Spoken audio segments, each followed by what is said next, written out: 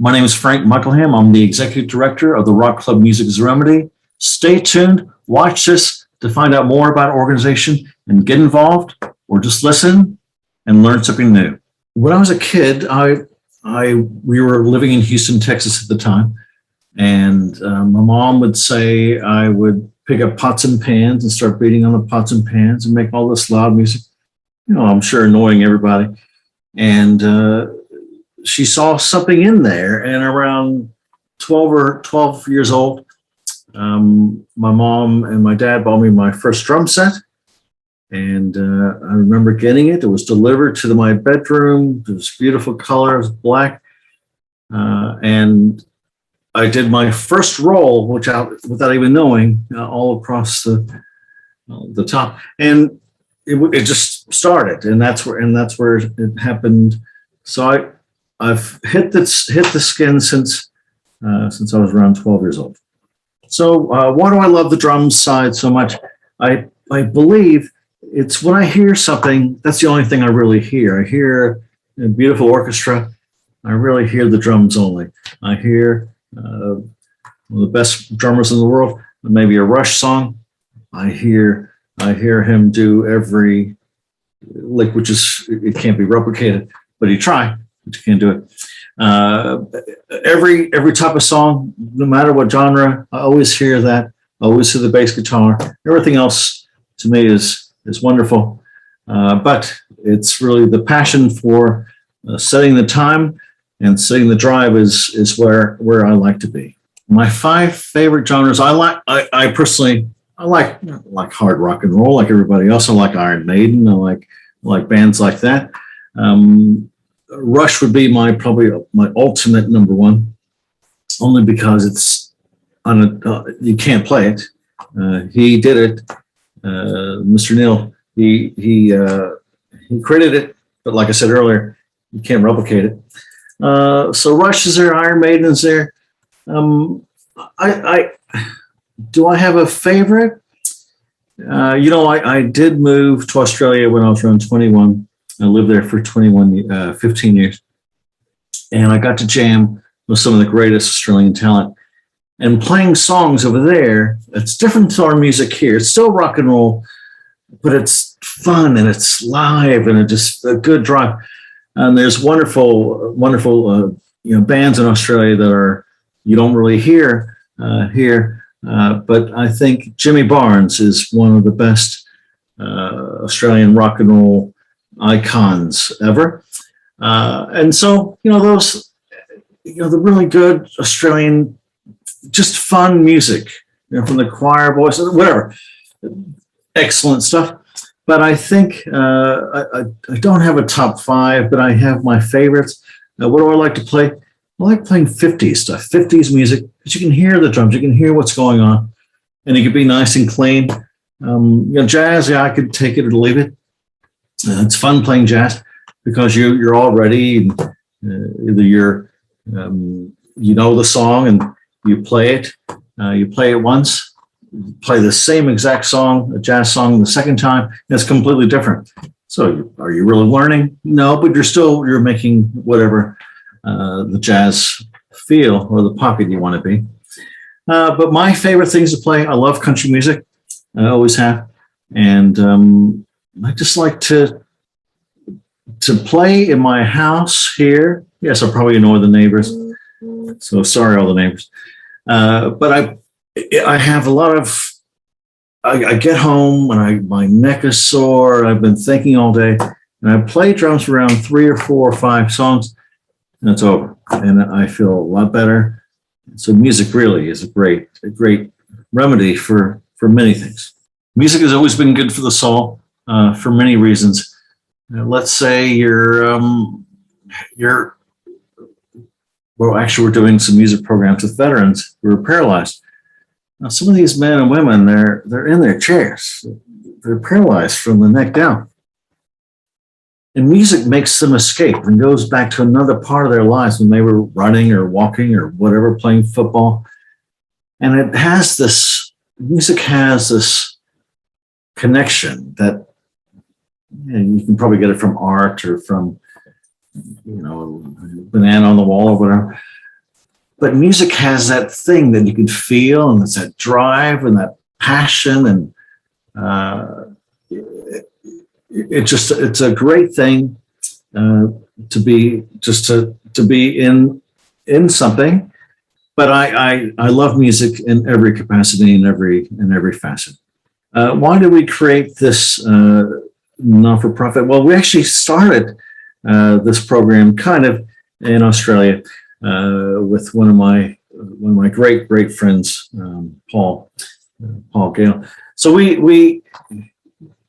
I was also part of a program in Australia where I forget what its name. Anyway, where you were part of something. You're part of a band. You played an instrument. They put you together for a few weeks. Then you jam and you play somewhere, and it was fantastic. And I met some great people and some great coaches, and played with some wonderful people. And doing that, it was wonderful. But there was always something missing. It's just once the 5 weeks or 8 weeks are over, it's over. There's no there's no ongoing program. So we moved from Australia to here because my mother wasn't in the best shape, and being gone for a long time, we want to be closer to family during the worst times. So we moved back here, and there was always a need, I feel, for music here in Long Beach and the surrounding areas, but also for populations such as veterans or kids or seniors or underprivileged kids. And that's what I think is my passion. And if you put something in someone's hands, it's wonderful. I remember doing a music program with, I think it was Jordan. No, it wasn't Jordan. It was, oh my gosh. Anyway, high school here in Long Beach. We came in there, we auditioned around 50 kids. And I came into the auditorium and speaking to the whole kids program, a couple thousand people, whatever. And I said, this is what I want. I want some singers. I want people that's never played before. I want this. I want people that can play some instruments. I want everyone to be involved. And this little kid in the back, sitting in the bleachers, says, "Oh, why don't you go F yourself? What are you doing? You don't need to be here." And saying, "Oh." So a little later on, we're auditioning these girls and boys, and they're singing, and one of the girls were singing off key, and he started laughing. I said, "Sir, no, can't do that." I said, "Why don't you come down here and do it? If you want to laugh, do it in front of everybody so we can see what you're actually laughing at." So we brought him down. And then he said, "Why are you here? No one really helps us. Why are you here trying to help us? You might be here for a few weeks." But that one kid, I turned him around, and he became my best student.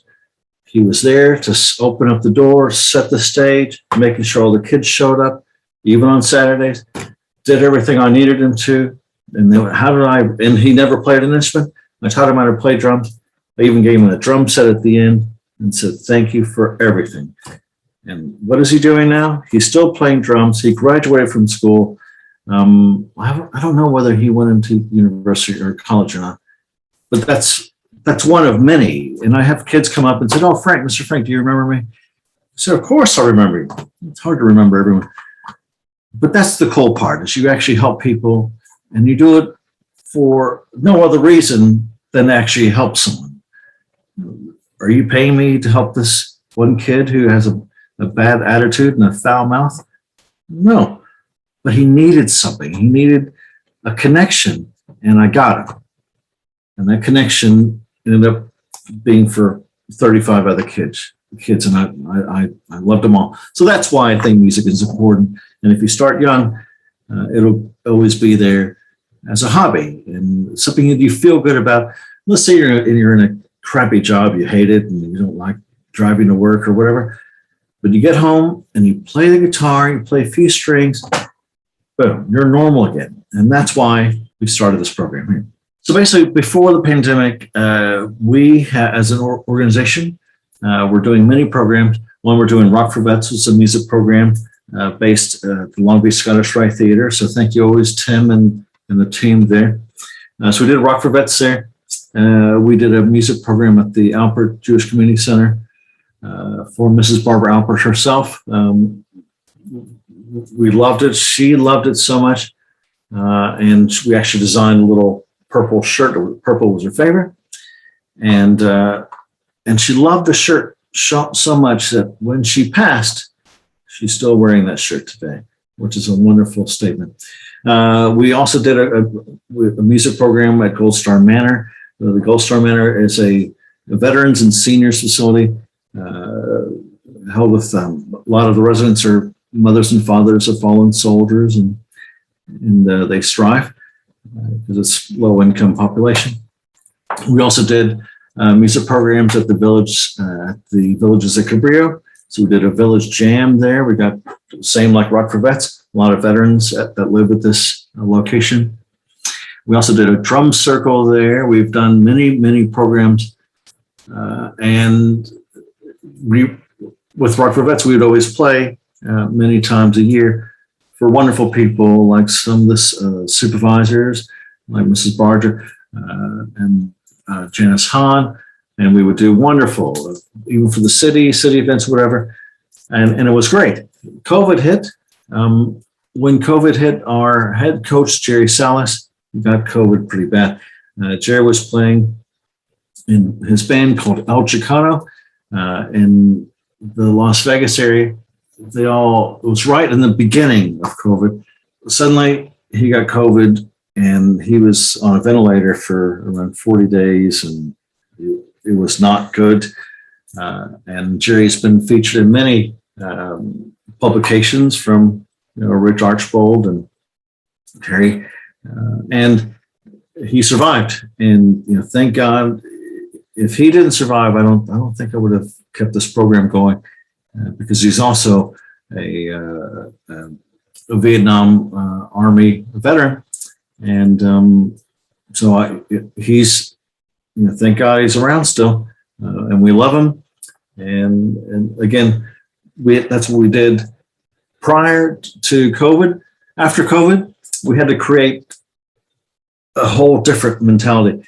Catherine, I thought it was a great idea because we were touching around 150 people a week, 30 people Rock for Vets, Village Jam around 30, the Gold Star Manor around 30, Barbara Alpert's around 30, Drum Circle around 15, and that's every week. So from 120, 30, whatever, to zero. And so we had all these people at home doing nothing. So Catherine thought, what a great idea if we continue our music program, and we created our quarantine singing circle.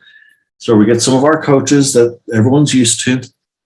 We got them to put music together and do a little vocal warm up, sing a song, talk about the song, sing it again, and all the lyrics there. And it's fun. So we're on our, I think 165th video now. And we also got together with the veterans, not all in person. We created our COVID recording session with the vets. So we actually had Jerry, Rick Roach, and myself lay a backing track. Then the backing track was sent to our veterans, and they put their parts on they sent me their parts via the phone. I put it together, sent it to our engineer, Tim. He would then put it out, mix it. And we've done, I think, 11 or 12 or 13 songs with the veterans, and it's all wonderful. And you can see all of these at musicisthememedy.org under the Quarantine Singing Circle banner. And it's very cool. And so we had to pivot because we didn't want to give up.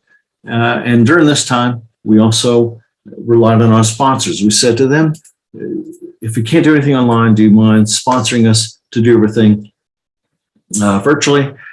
So who supports us, which is wonderful in this, is the Arts Council for Long Beach, the City of Long Beach, Northrop Grumman, Boeing ACF, Big John's Gardens, Park Bixby Tower, and Janice Hahn and her team. And it's very cool, and we're very honored and very grateful to those people. And we still have wonderful people supporting our veterans.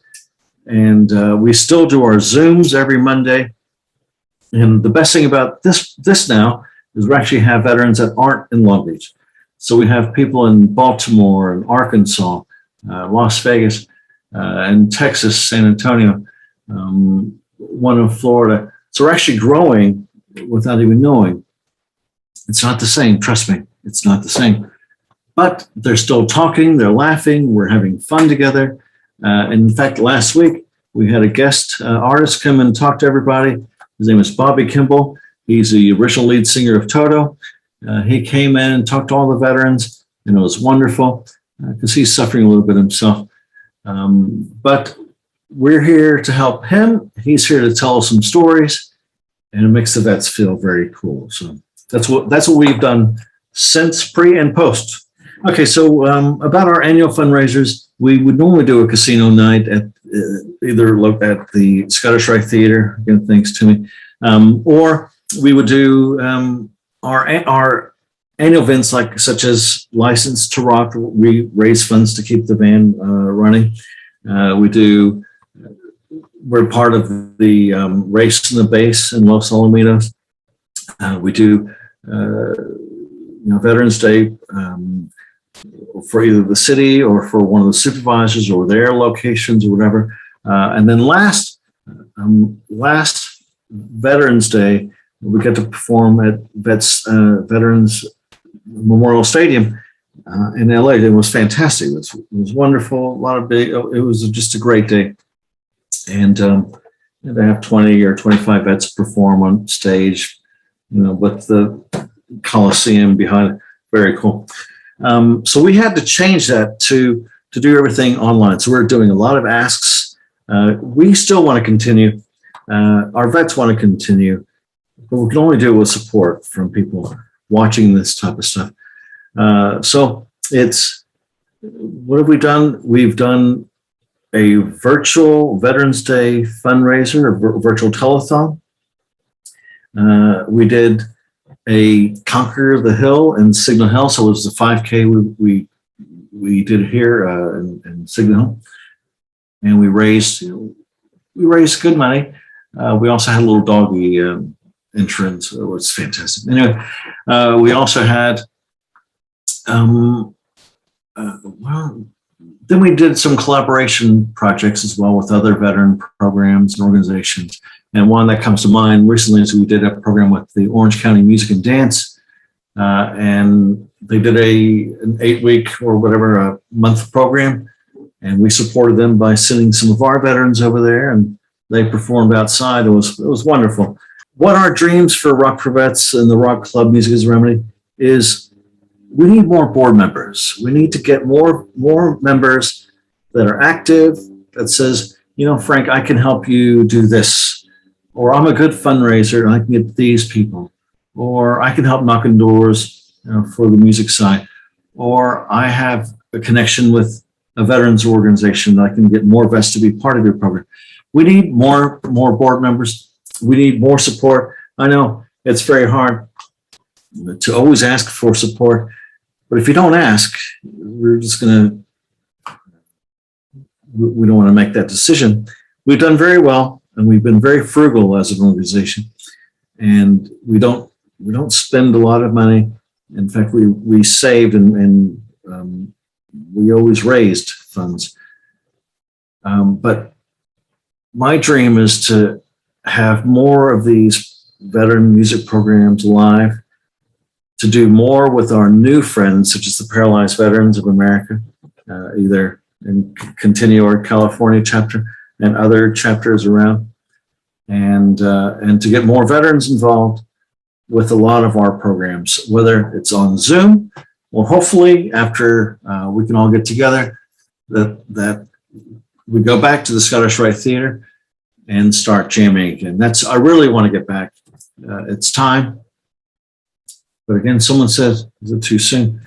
So we're ready, but we want to be extra cautious. COVID's not over, and it's affecting people now that have already been vaccinated. We have one of our board members. He's been double vaccinated. He has full shots, but he got it. He's doing great, thank God. But it's not over, and it's going to be here for a while. So I don't know what's going to happen. I think we just continue doing what we're doing, everything online. People get tired of it. Yeah, what are they going to do? They're not going to watch it. Great. But we're still doing it for the people that are watching it. So if you look at our numbers, we have around 150 people that watch our quarantine singing circle every time. If you look on YouTube, there's 20 or 30 views. We don't really worry about those views because we embed that video in different aspects. But we also have been turned on by one of our veterans, Alex, called TikTok. So we're on TikTok now, and we do all of I'm trying to move our quarantine singing circles to that platform. And so I've put on maybe 20 videos, and each one of the videos are getting 3,000 hits and 4,000 and 5,000, 4,000, 14 grand. So it's wonderful, but it's just a way to get people to watch and to maybe participate if they want to. If someone watches this and says, it's pretty boring what you're doing, they don't get it. If someone watches this and says and sings along with it, they get it. We're not here to say being critiquing or criticizing people, saying, this guy, he can't speak properly and he stumbles on his words. Those people, they can go bye-bye. I can care less for negative comments. But 1 or 2, 3 negative comments, there's 4,000 people watching, and there's 700 people saying, I like this video. It's those that outweigh any of the negatives. And at the moment, I really like this TikTok thing. It's really for, activities. So you drop your keys outside, you video it, I think. But we're putting our singing circles on to let people sing. So we're trying every avenue to make something work.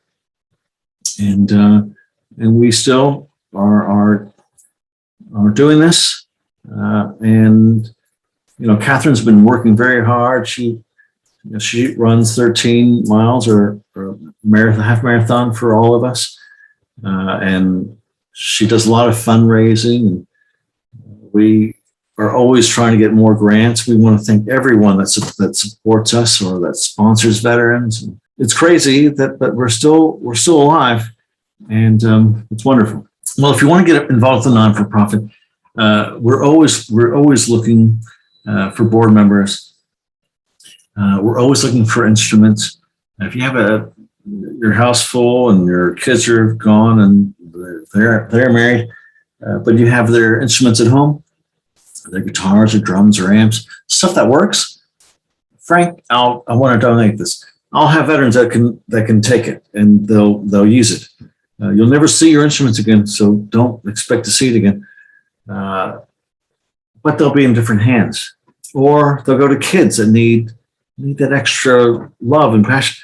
Your musical instruments do no good in your closet, looking at them and saying, oh my God, they look beautiful. They might look beautiful.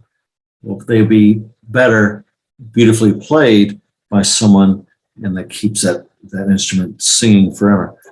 What we do give instruments to kids or veterans or whatever. We ask the vets to donate that gift to someone else in need, never to sell it, and they have to say to me that that's their promise to me.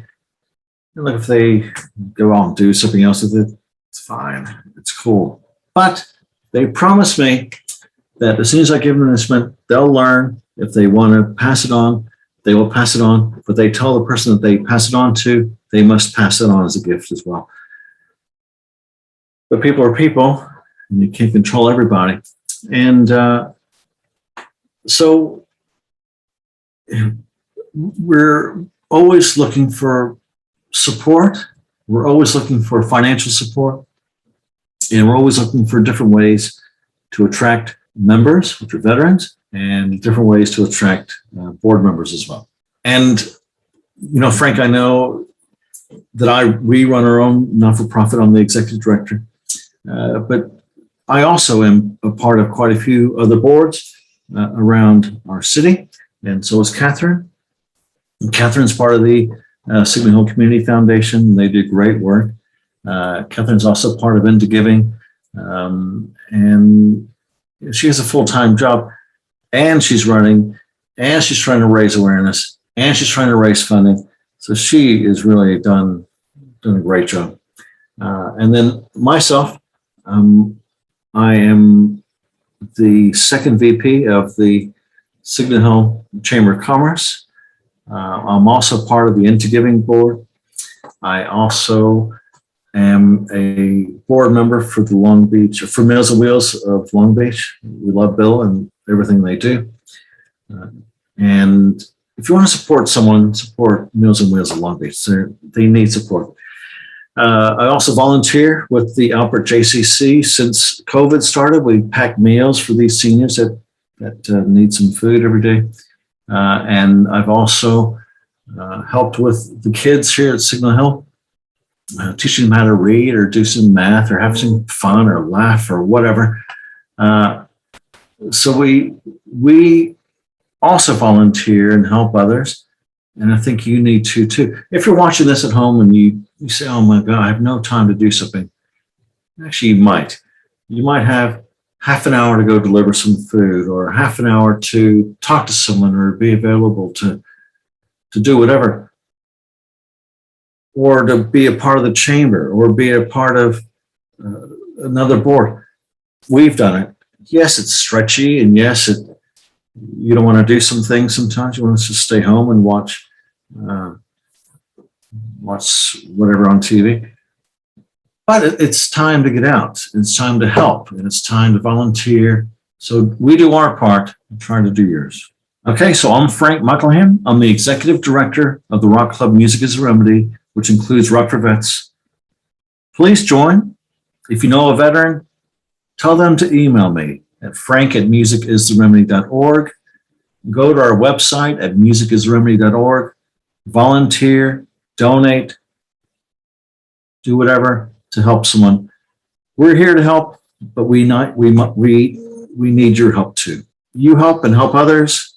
The whole city is doing great. So remember, music is remedy. We need your help and support. Thank you for watching, and it's been a pleasure. See you soon.